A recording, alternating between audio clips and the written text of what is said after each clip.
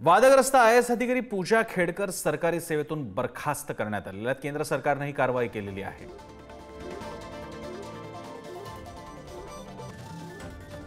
IAS सेवेमध्ये गेल्यानंतर UPSCच्या परीक्षा देऊन IAS सेवेमध्ये गेल्यानंतर त्यांनी पूजा खेडकर यांनी संपूर्ण प्रवेश प्रक्रियेदरम्यान घेतलेल्या सवलती चुकीच्या प्रकारच्या आढळल्यानंतर त्यांच्यावर ही कारवाई करण्यात आलेली आहे।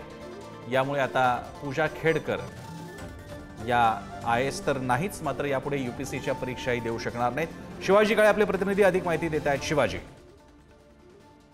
पूजा खेडकर यांच्या प्रकरणामध्ये या अगोदरच केंद्रीय लोकसेवा आयोगाने कारवाई केली होती।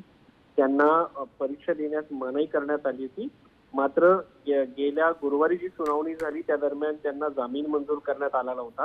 आणि या सगळ्या प्रकरणामध्ये जेव्हा प्रतिज्ञापत्र सादर करण्यात आलं त्यावेळेस एक बाब प्रकर्षणासमोर आली। त्यामध्ये पूजा खेडकर यांनी 2 जे सर्टिफिकेट सादर करण्यात आले ते अहमदनगर जिल्हा रुग्णालयाने हे पत्र दिल्याचं त्यांचं म्हणणं होतं।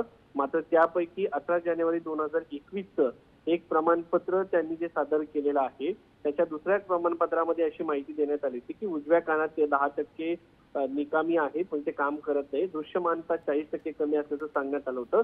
मात्र या पत्रापैकी जे दुसरं पत्र होतं त्या पत्रानुसार त्यांनी दिलेली हे पत्रच खोटं आहे, फर्जी आहे असं म्हटलं होतं। तर एखादं पत्र रुग्णालयाने दिलेलं आहे, जेव्हा ते दिलेल्या पत्रामध्ये तो व्यक्ती त्या पद्धतीचा नाहीये, मात्र तो देणारा अधिकारी दोषी असतो। मात्र या ठिकाणी जे पत्र देण्यात आलं होतं तेच खोटं होतं।